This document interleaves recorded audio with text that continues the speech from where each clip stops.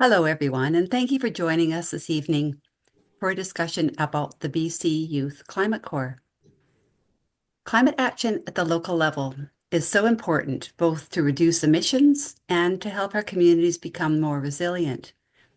Many people are concerned about climate change, and youth in particular have said that they feel anxious and often powerless. The Youth Climate Corps is a brilliant program. It empowers young people by providing them with jobs where they can make a real difference in their communities. The youth learn new skills and earn a decent wage, and the communities benefit from their energy and passion.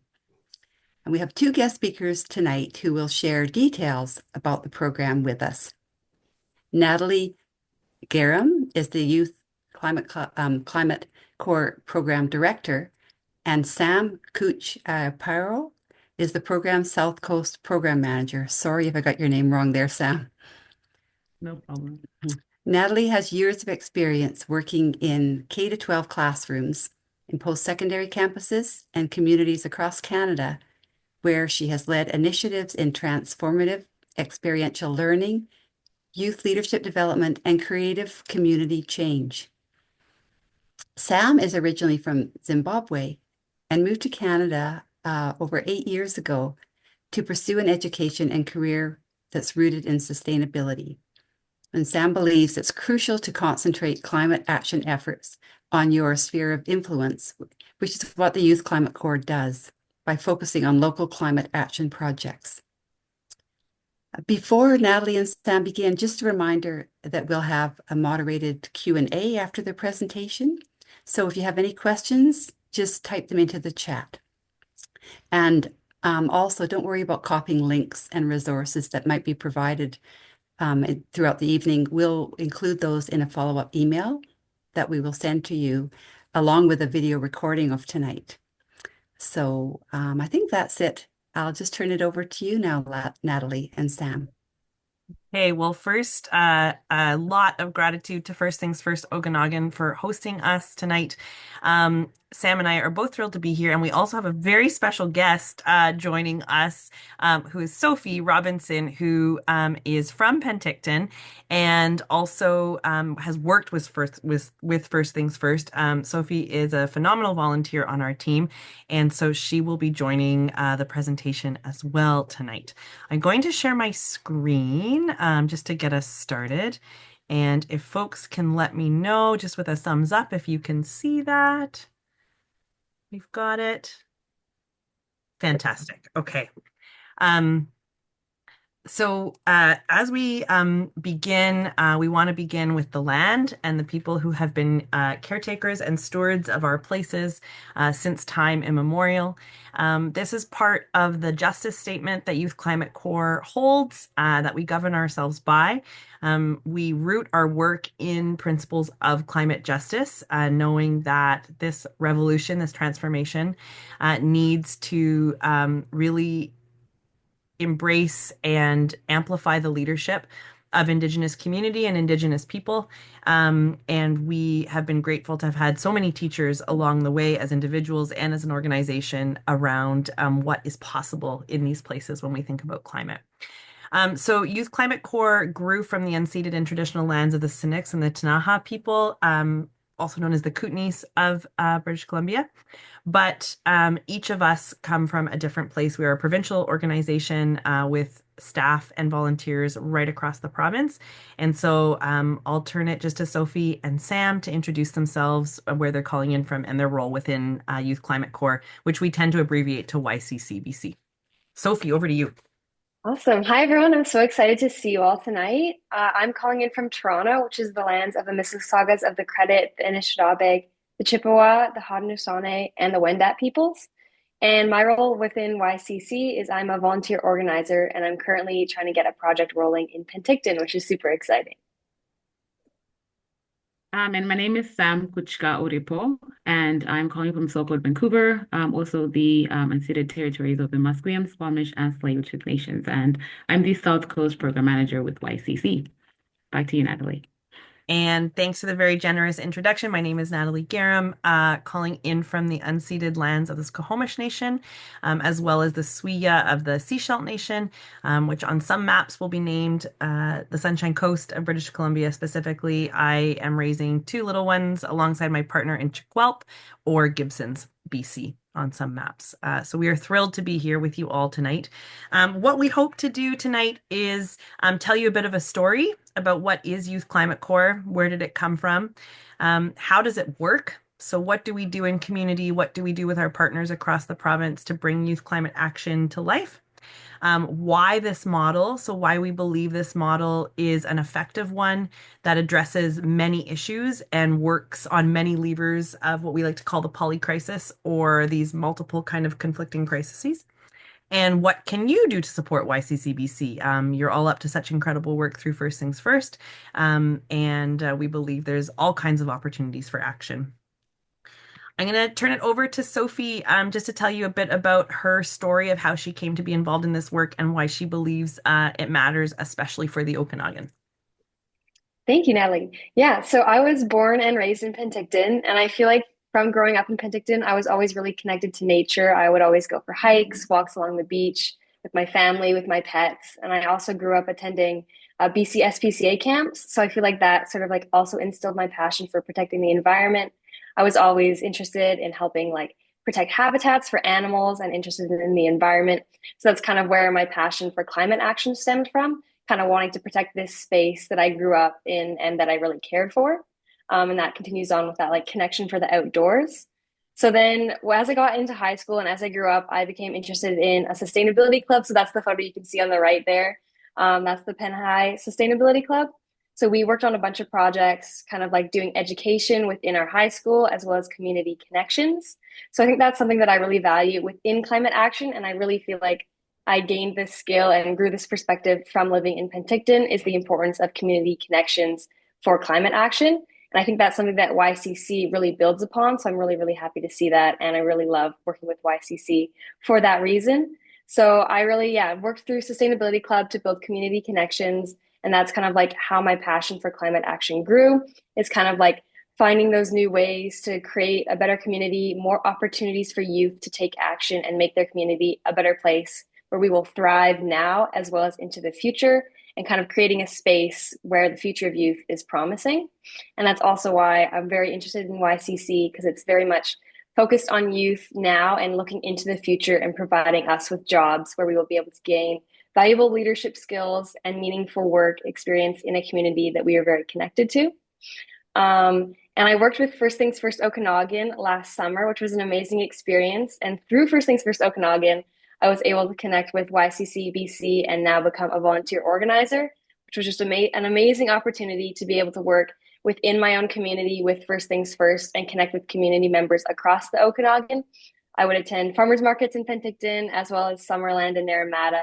And I just loved having that opportunity to connect with people from all across the Okanagan and hear about climate issues that are affecting them, and kind of like start thinking about what issues are we wanting to tackle, what do we want to see done in the Okanagan, and how could YCC maybe help with that.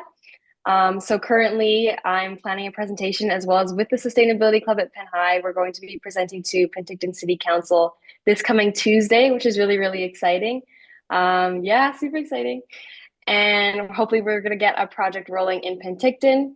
And I think YCC is just so important. And what I'm really passionate about with YCC is how it focuses on the community local level and really getting youth who are attached to their communities and know their community really, really well to be able to have meaningful work opportunities within that community. And it really helps bring youth back into Penticton as well. I think as someone who's moved away for school now, seeing something like a YCC would definitely be something that would bring me back to my own community, because it's a meaningful way for me to contribute and take climate action in a community that I know so well. So I think that's a really important aspect of YCC that I really, really value and I'm super passionate about. And another aspect of YCC that I think is super important is the intersectionality of it. It addresses so many different issues beyond just climate action. Because as I think of youth and like other youth in Penticton and our perspectives growing up in our high school, I think climate action is really important for addressing our mental health as well. And YCC really helps with that, because as youth, we're seeing the climate, like wildfires and everything is very detrimental for our mental health. And I think YCC provides that kind of hope, that opportunity. This is action that we can directly take and kind of like see into the future where this could lead. It's preparing us with valuable skills, valuable opportunities to connect with more community members and people across BC to kind of drive forward this important change in climate action. And where it's really kind of like addressing all factors. And that just really makes me feel very passionate for the future. And I'm super excited for youth to hopefully be involved in this in Penticton, as well as across the Okanagan. There's a bunch of awesome initiatives happening. So I'm really, really passionate about YCC, and that's kind of what led me to be a volunteer. And I'm hoping to keep pushing forward with it. And I'm excited to see where everything goes. Geez, good things grow in the Okanagan, eh?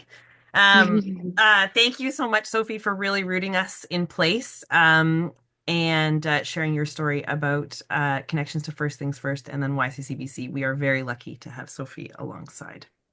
Sam, I'm going to turn it over to you about why we do what we do at YCC. Yeah, and thanks, Sophie. Yeah, we have such great volunteers, not only staff members, but people that are, working with us out of their own accord. So thanks again for the nice words.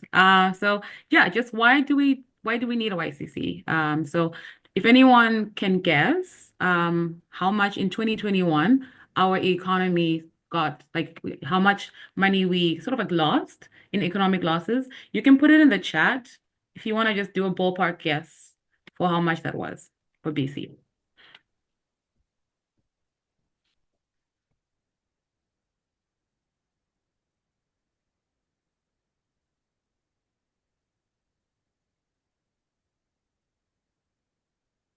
Even just one guess. Yeah, loss to wildfires, loss of, So like climate impact, eh, yeah, Sam? the climate impacts, essentially. If you can guess how much you think that cost BC's economy in 2021.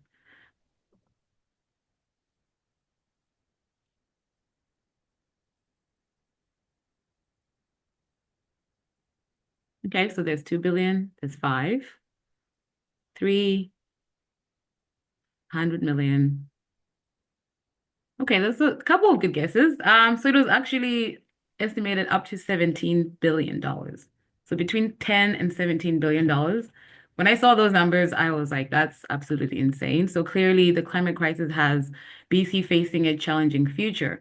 And on top of that, around 600,000 people are going to be leaving the workforce, creating a gap over the next 10 years.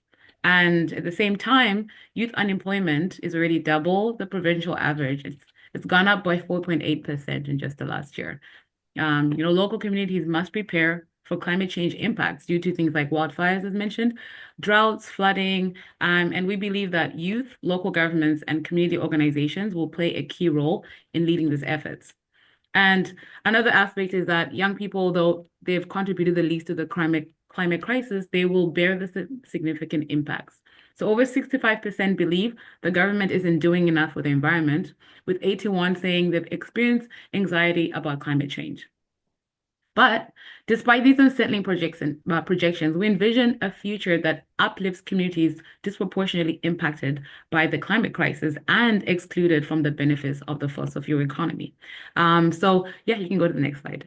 So just a kind of a quick overview of the growth of YCC and how we have transitioned. So YCC, so just waiting for the slide. So YCC started in the Kootenays, actually, as a grassroots effort.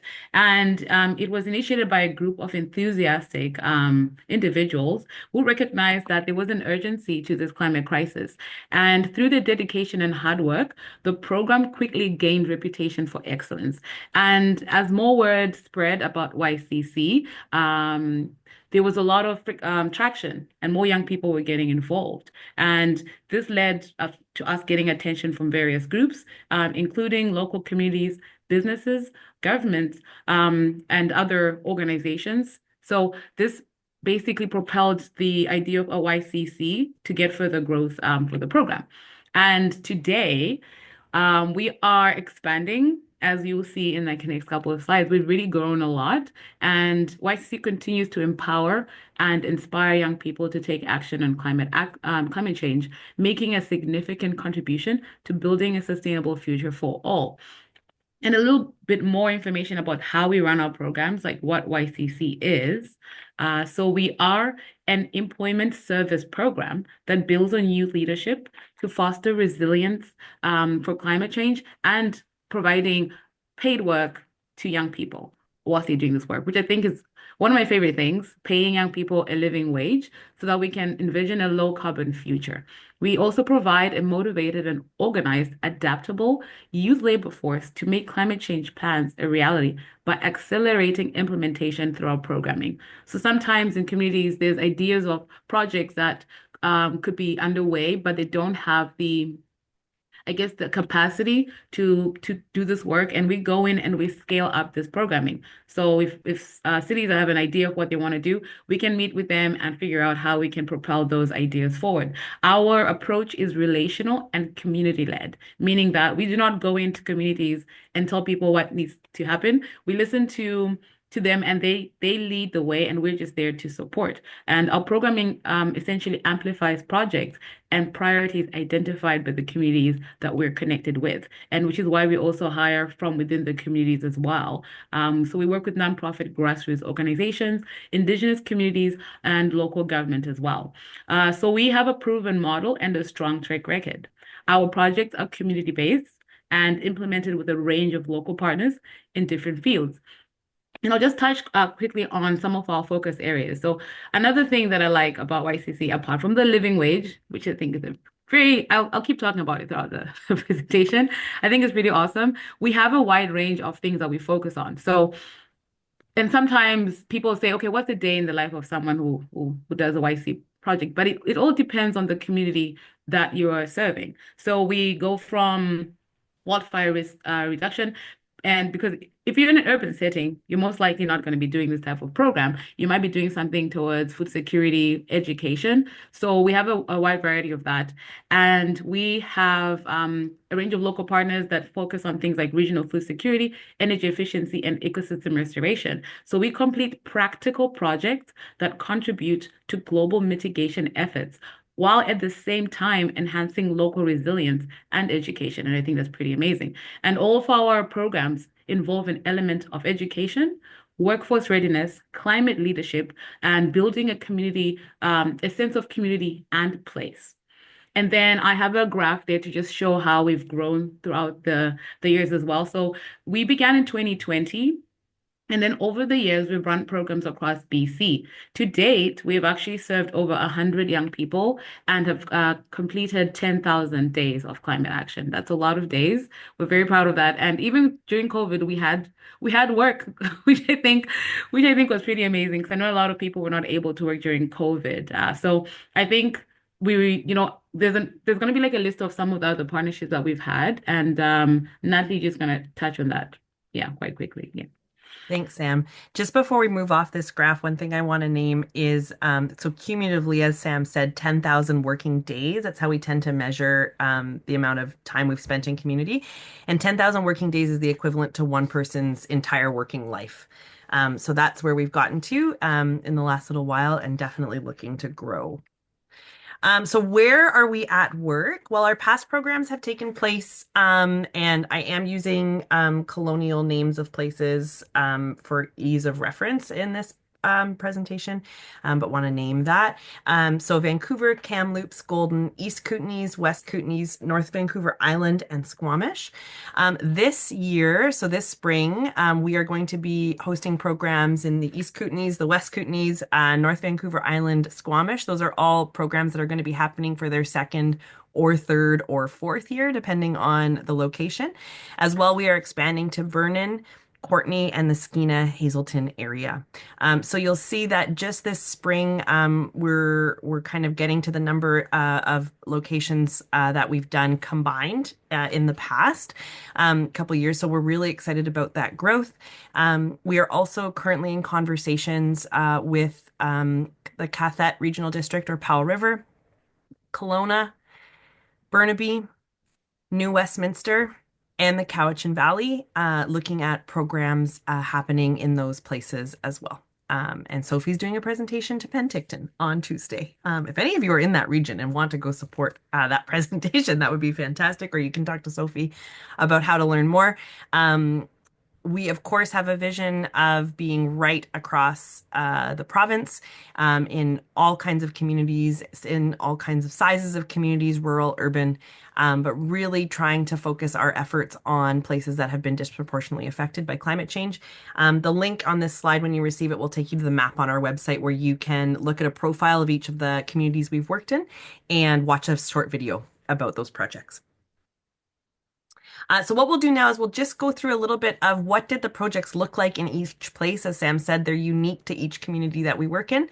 And so Sam's going to tell us a little bit about the Kamloops program. Thanks, Natalie.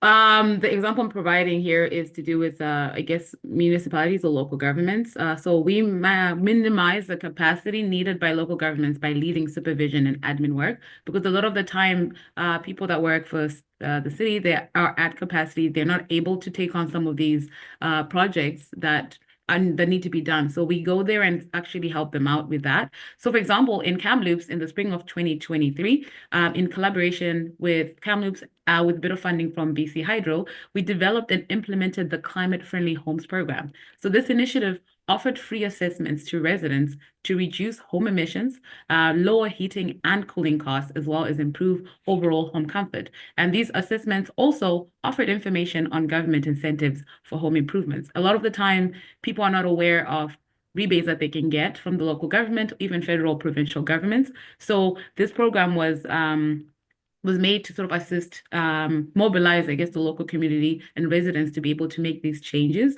to their homes. And one key outcome as well was that this program addressed Kamloops' Big Move number 4 of their community climate action plan, which focuses on zero carbon homes and buildings. By guiding residents on switching from natural gas to electrical or renewable energy sources, the program aimed to reduce greenhouse gas emissions from buildings, which actually account for 29% of Kamloops' emissions. So we're very happy with that, with how that went. There was a lot of people that even after we closed the sign up sheet, people were trying to sign up. So there's definitely a need for this type of work. Another type of program that we had, or project that we had, and we've just chosen a different type of project so that you guys can get an idea and a sense of what we work on. So we had the Burns Bog project. And this was a combination of different organizations. So Connect, Teach, Sustain, Metro Vancouver Regional Parks Foundation, and YCC. So we provided assistance through our local Vancouver cohort that helped scale up the work, but we also provided financial support to hire over 15 youth to be able to make this project a success. The weather was not as bad as we thought, but as you can see from the photos, a very beautiful area. And I also added the fact that no public access. It was there was a lot of, I guess, tape that we had to go through to actually get to this spot. And Natalie and I got lost getting there. So it's not an easy place to get to, but it's a very beautiful place to get to. And the crew there removed over 40,000 plus pine trees and seedlings, which is really important because this space, Burns Bog, is seen as the lungs of the lower mainland because the bog plays a huge role in absorbing carbon, and its preservation and restoration are very vital. So not only to the species that are there, but also to the to our environmental health. So that was one of our favorite projects, and we were there in person, taking part. I don't think you can spot me from the photos, but trust me, I was there. It was great. And then Natalie's going to touch on another project that we did as well. Thanks, Sam. People always look at us a bit funny of like, you're a climate organization and you removed 40,000 trees, but it's to preserve the integrity of the bog ecosystem, which due to a fire that was close by released the cones opened. And so seedlings were growing where they weren't meant to be growing and affecting the carbon sequestration capacities of that bog. So our North Vancouver Island program, this is a really special one. So we partnered with the Kwakwaka'wakw Revitalization Project, which is an initiative led by a number of Indigenous nations in the region. This project took place on what we would all know as Alert Bay. And this was about Indigenous-led climate action. So in particular, collaboration with the Mumtagila Nation and Namgis First Nation, participants took had a role to play in planting a food forest for the community, participating in traditional cedar harvest. So that's the photo you can see. A campground restoration. So this is a source of income for the community, but also a place for young people to participate in cultural activities. And then also got to participate in constructing an awakwas, which is a traditional gathering structure. These structures had been kind of destroyed over time, and so young people gained construction skills to rebuild these spaces where now numerous youth education programs and community gatherings are taking place. In 2025, this project will run again. This year, the focus is going to be on food garden and traditional medicinal plant harvesting. Participants will receive their small vessel operator proficiency card to be able to run fishing boats. And using traditional marine harvest methodologies. These communities have been incredibly effective. They've gotten the fish farms out of the region. And the returns of salmon have been well beyond what any white scientist predicted, but the elders knew would happen as soon as those fish farms were gone. And so now is an opportunity for young people in terms of looking towards good paying jobs is to learn about traditional marine harvests and how to harvest those foods in a sustainable way. A very dear Squamish mentor taught us that the saying that when the tide goes out, the table is set.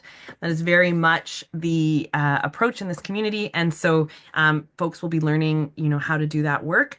And then also supporting mother tree research in the territory. So if folks are familiar with the work of Dr. Suzanne Simard, she's worked in the territory for a number of years.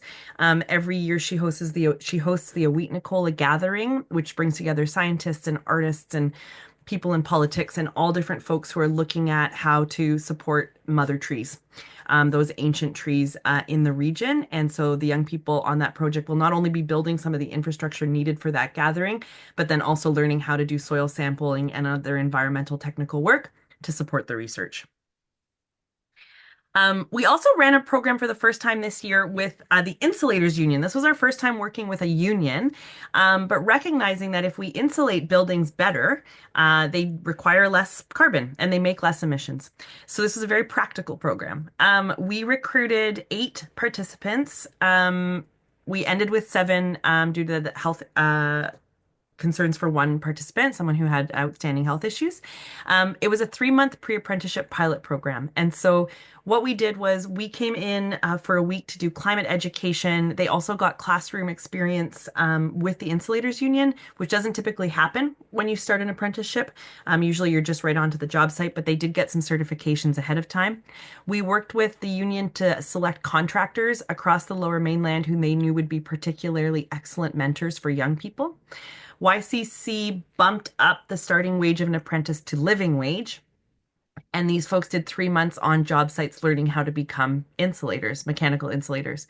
All 7 have decided to continue in the trade. So they are now looking at a well-paying unionized job that is having direct climate impact on their community.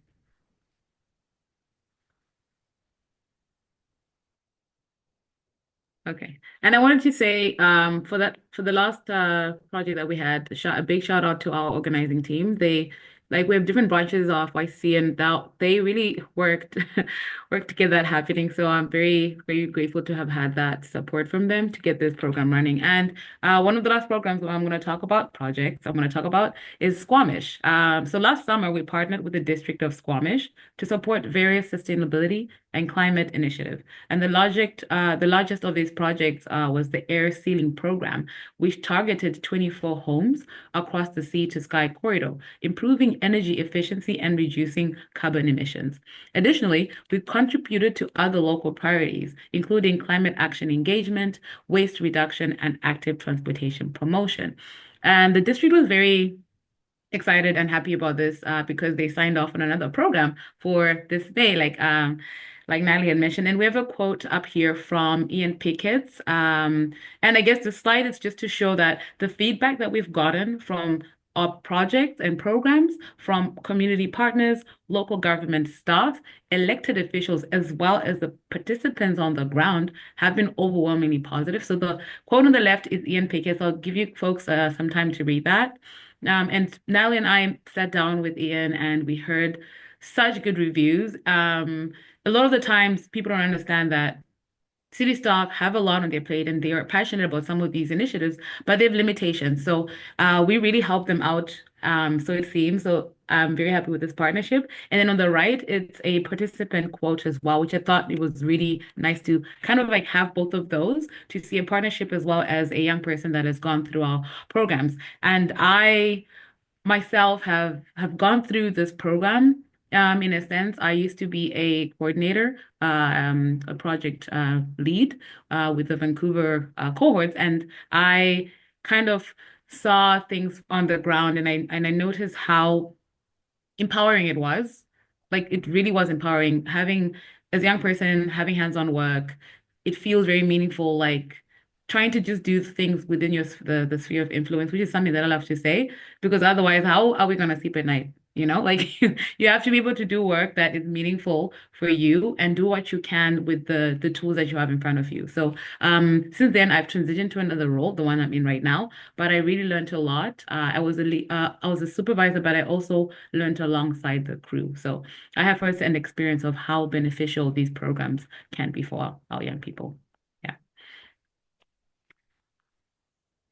Well, that's a beautiful segue, Sam. I just put on this slide a little bit of the mission statement and the purpose behind the Youth Climate Corps, and I think just what I want to, as we look towards ending and to starting a dialogue with all of you, hopefully we can answer some questions or share ideas with each other. Is that what's I joined Youth Climate Corps just in September. I'm pretty new to the project. And what really grabbed my attention is that it really works at the nexus of three kind of areas of work. One is meaningful community climate action. So, are we actually reducing emissions and climate impacts in places? Are we actually helping communities become more climate ready and do that critical adaptation mitigation work that we know is what is going to see communities through this time? So, it's community climate action. There's youth leadership development. So, how are we building community amongst young people? How are they finding a sense of place amongst their peers in their community with the municipal staff and elected officials who make decisions about their future and about their lived possibilities in places? So that connection to community and youth leadership development piece. And then also career skills. So the number of folks who I get to talk to through this role who say that they have tried to get into different kinds of jobs in the climate sector. But it's hard to find entry level positions. It's hard if you don't have previous experience. That folks need those career skills that they can then transfer to other roles.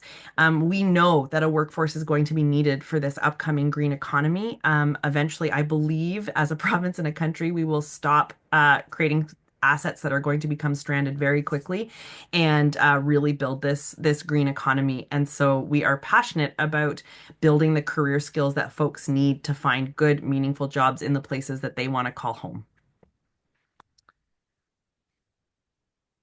And Sophie, with the most important response of all, of how can you all help? We're all so thrilled. We're so thrilled you could all be with us here tonight. And so here's a bit of a call to action.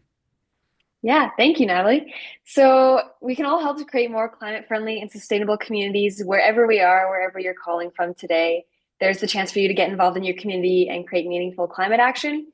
So one important way to do this is to spread the word. You can talk to your city councilors, talk to youth in your city, reach out to your high schools, other educational institutions, and any other community partners. Really spreading the word is the biggest way to amplify our mission and get projects rolling, get more people talking about a YCC and talk about climate action and meaningful opportunities for youth. And it's really building those community connections, like I was kind of talking about earlier, that really build upon these amazing projects and really create meaningful action. So you can speak to your city council like that and follow us on Instagram, the YCCBC Instagram. We post job opportunities for youth, kind of updates on our projects and anything like that in general. So you can keep up to date with us there, as well as signing up for our monthly newsletter to stay connected about anything that's upcoming. We would love to have you all on board.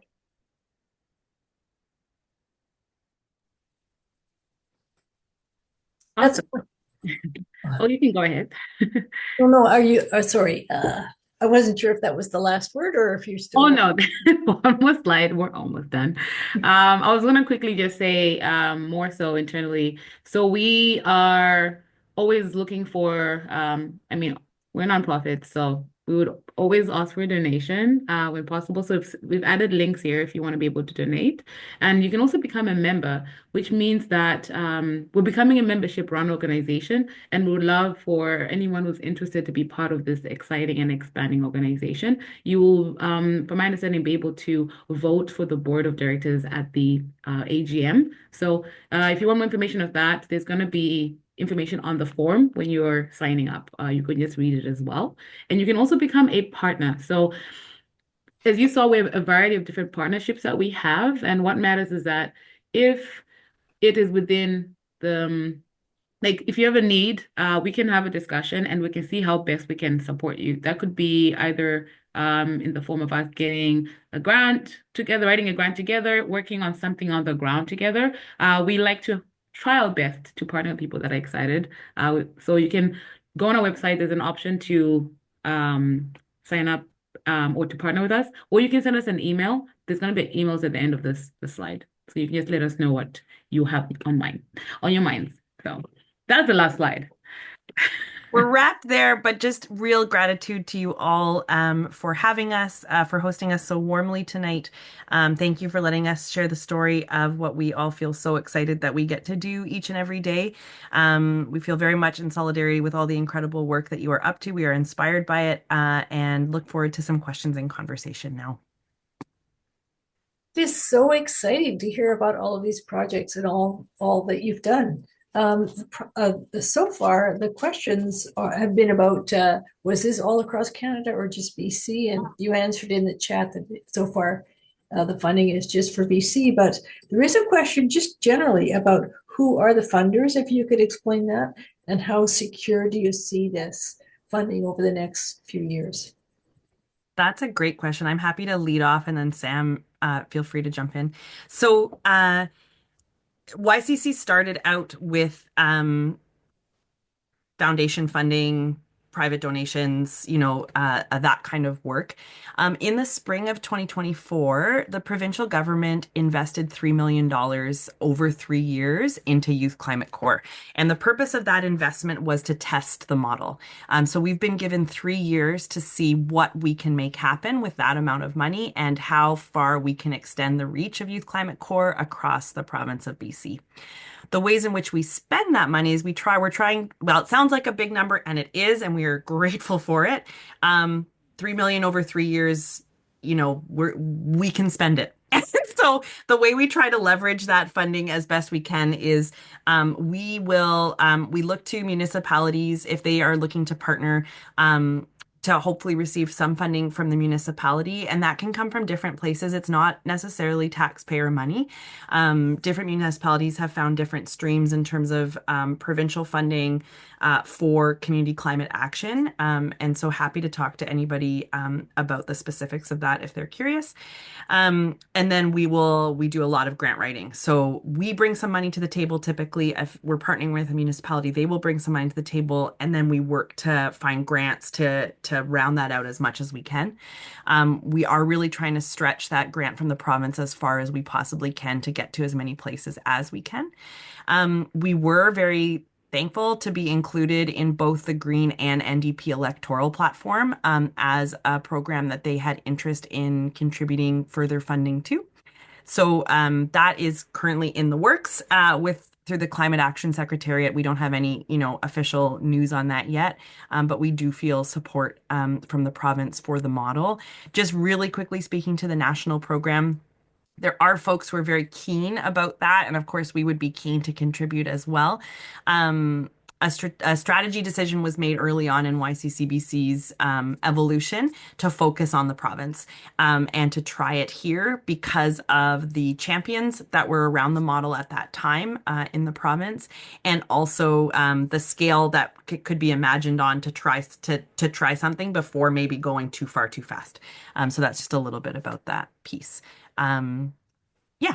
Yeah. Sam, anything to add? Yeah, and to add that our programs are, because you don't see a lot of employment service programs that are paying a living wage, especially if they're nonprofit. So it is a lot of money, but also understanding that our programs are expensive to run. So we need all the support that we can get. And we believe that this is a program that shouldn't be coming out of um, I guess it should be more of a solid source of funding that we should have for these programs because it's an important thing that the community needs. So we're still advocating for a way to make this to have a more solid, yeah, source of funding.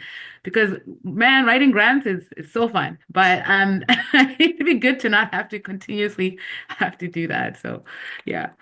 But the living wage piece is something that really is at this point in time, a non-negotiable for us, that it feels Yeah. important to be offering that to young people. And do you mind me asking what that is approximately per hour? It's a great question. It differs based on where you are in the province. You can look it up there's I think it's called Living Wage BC, the website. So I don't have the exact numbers for different communities in the Okanagan, but it's usually in the 24 to $27 per hour range. Great. And it's been asked if you could explain it all or expand on the Vernon project, if you have a scope of work that we could understand and perhaps promote. Yes, a great question from Grace. Thank you, Grace. We are currently scoping the project right now with Vernon, and so we know that the Youth Climate Corps, we call them community climate action mobilizers. So the mobilizers will be involved with the big climate conference that happens with the high school in Vernon. That brings together, that looks amazing. So they will be involved with that. They will be leading Go by Bike Week for the municipality. So those are some of the early days pieces that they're going to be doing. And then the rest we are currently mapping. And so if you have any ideas of work that you think would be really valuable for the community, please get in touch and let us know, because those are the conversations we're having right now. I can imagine that Amandeep from Vernon, who's involved in a very large retrofit project, might be calling you. So we would love to chat. All right. Let's catch up for sure. That would be wonderful. We have a Yeah, I question. just got the email from the city that they are looking for people to fill these roles. So yeah, we'll definitely catch up. Fantastic. Thank you so much. David Cassian from Penticton asks if there are any climate action gaps that YCC is looking to address through this program, and particularly in the next couple of years. That's a great question. Yeah, I would say sometimes, because again, it's different based on the community. I can speak to certain communities, say Vancouver, or I guess Metro Vancouver. What happened with it was most of BC, but the heat dome, a lot of people died that shouldn't have.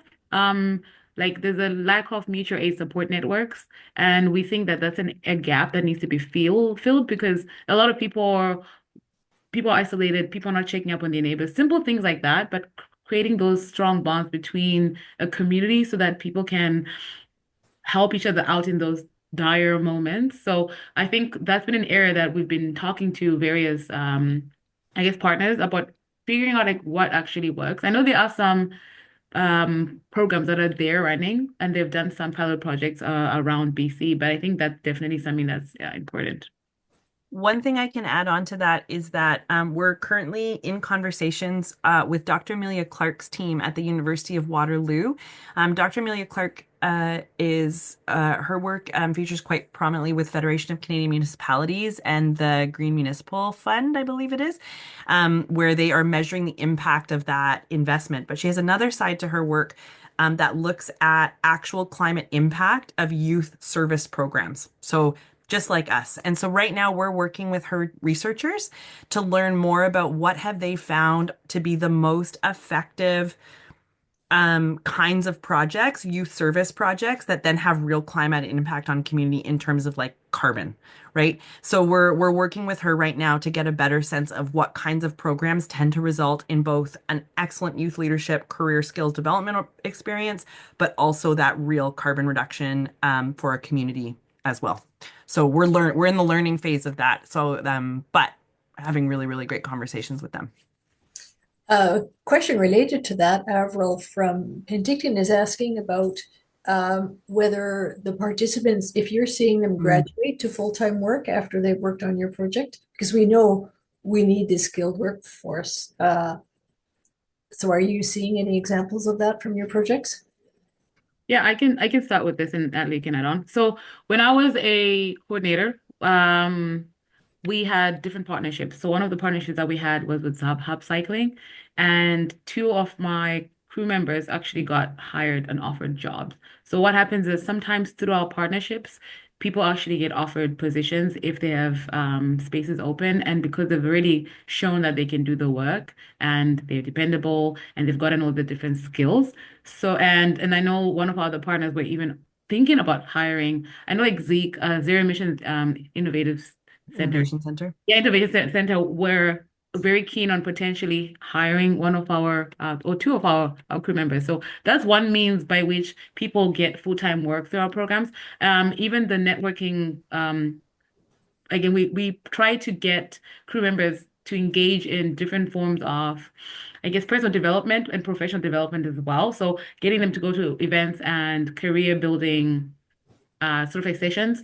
So that's been helpful. And I know for the previous Vancouver crew, one of them already has a full-time job offer. So people, I guess they do get skills. It's just about learning how to use the information and the projects that we've gone through to reflect on future work. So we like to get them to build a portfolio of all the work that they've done, and we help them through that and looking at resume building. And I know Natalie had a storytelling workshop with our Vancouver crew, which they found was so beneficial for their interviews. So yes, there is means, but we we wish they were longer, because it is 6 to 8 months, and with more funding, we'll be able to have people more longer than six to 8 months. So that's what I can speak to that. So Great.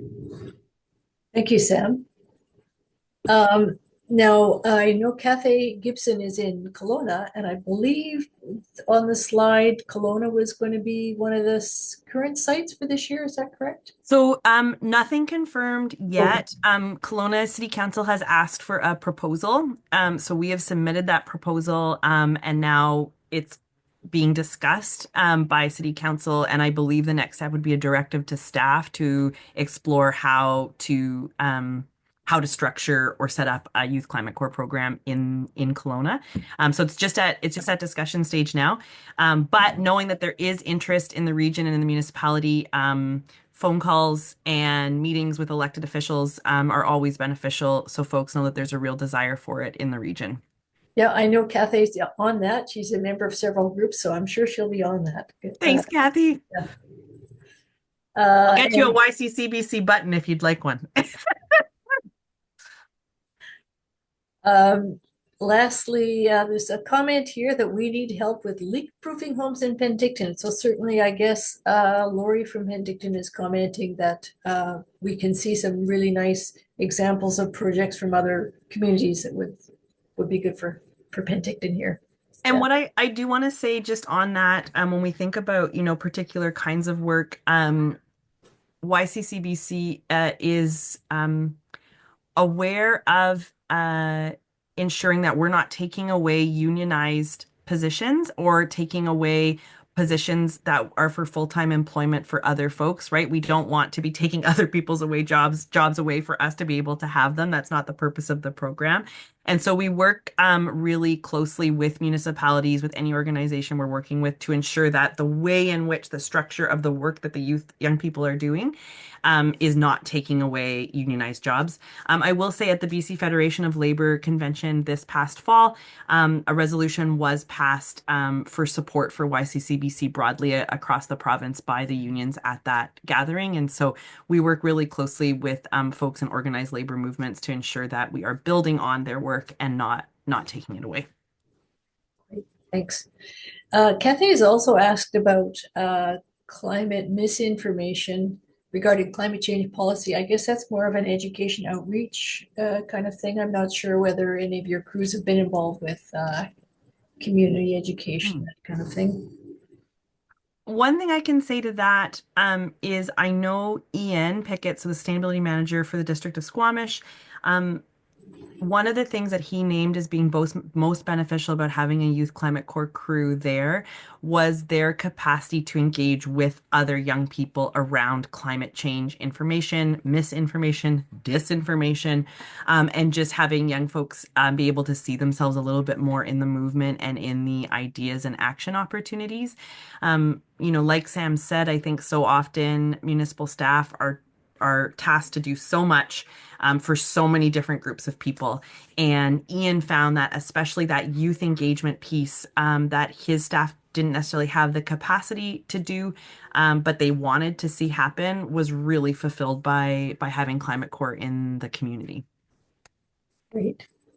So Sam, Natalie, Sophie, thank you so much. And I hope we can see this program go all across Canada. We're coming up to a federal election, so maybe all of us can be pressuring all the parties to be funding this sort of endeavor across Canada.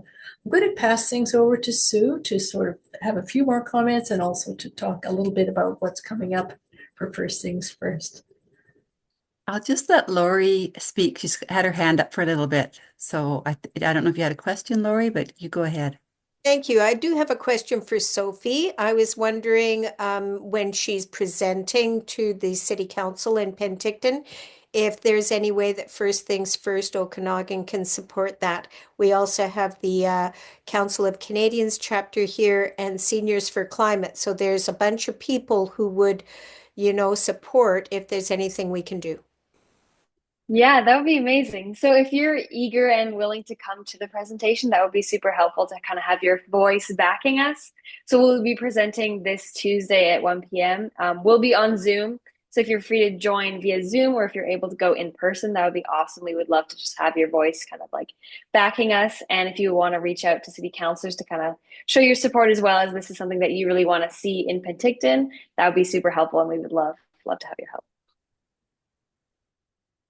Well, thank you. I echo what Margaret said. It was just a fantastic presentation. Natalie, Sam, and Sophie, thank you so much. I was just going to give a few little notices about what's coming up for First Things First. As some of you may know, we started a Views and Tales Club where we alternate between books and films each month. Our first one was very successful, and we will be having a second one on March 18th. It's an evening event, 7 o'clock at the Oasis Church. For those people who are in Penticton, you could hopefully attend. That night we'll be showing a documentary, and it's on water called Seaspiracy. Again, followed by a discussion. There's more information about it on our website, and we'll also be providing details in our March newsletter, which will be coming out sometime next week. The next deep dive is Thursday, March the 20th. We have Clay Stevenson from the wildfire mitigation. He's a wildfire mitigation specialist, and he'll be speaking about the BC Fire Smart program. So good timing as we approach the drier, warmer summer season. And last of all, just a heads up on the Earth Day, the Saturday after Earth Day, that's April 26th. First Things First, in conjunction with the City of Penticton and the local regional district, we'll be hosting a retrofit event at the Penticton Library, and we'll again have more information about that. So stay tuned either through our newsletter or our website. And I think that's everything. So again, thank you, and it was great to see everybody here tonight.